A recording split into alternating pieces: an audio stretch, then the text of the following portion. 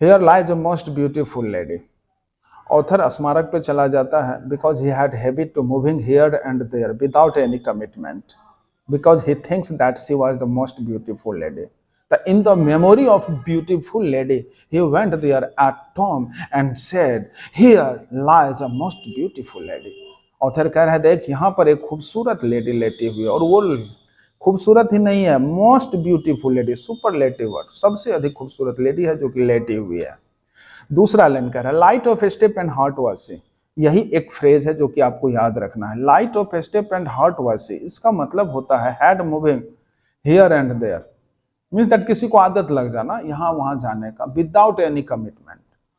तो इस पोएट का कहना है when she was alive I had habit to moving here and there without any commitment, because he thinks, कह रहा आगे कि I think She was the most beautiful lady। कह रहा लत लगने का कारण है, मुझे लत इसलिए लग गया यहाँ वहां जाने का, और मैं किसी भी चीज का समझौता नहीं करता था, यानी जब तक मैं उसे देखता नहीं मुझे चैन नहीं आता था।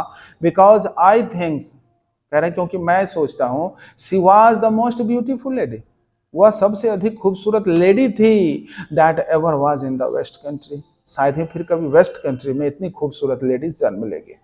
तो आपसे यह भी पूछा जाता है कि in this poem lady has been mentioned who is belonging to, वह कहाँ से बिलोंग करती है, तो वेस्ट कंट्री से।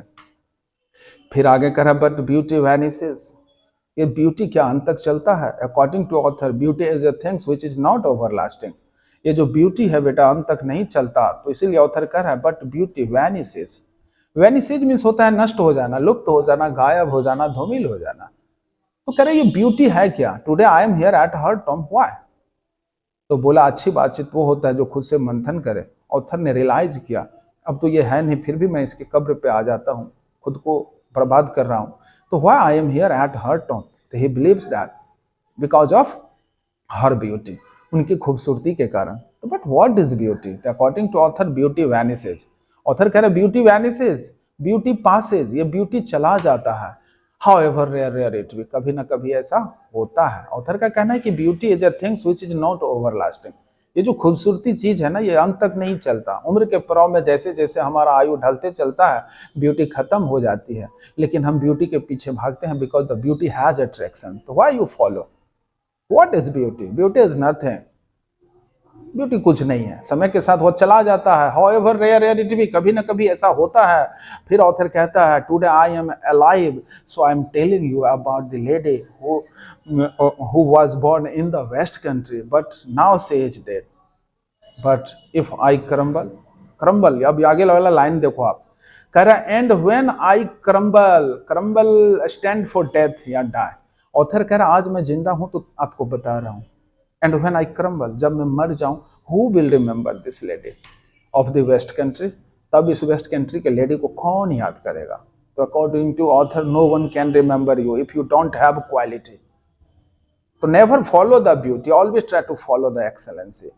This is the poem which has been written by Walter de la Mare. What a thought, I am very happy to teach you this types of poem.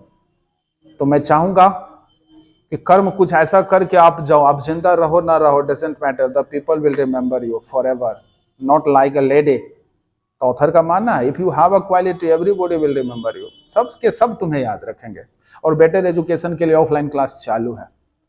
If you want to be a good speaker into English like me and speak English fluently, not to very, welcome to all, आइए हमसे जुड़िए और अपने life को secure कीजिए, because the language has power to change your personality.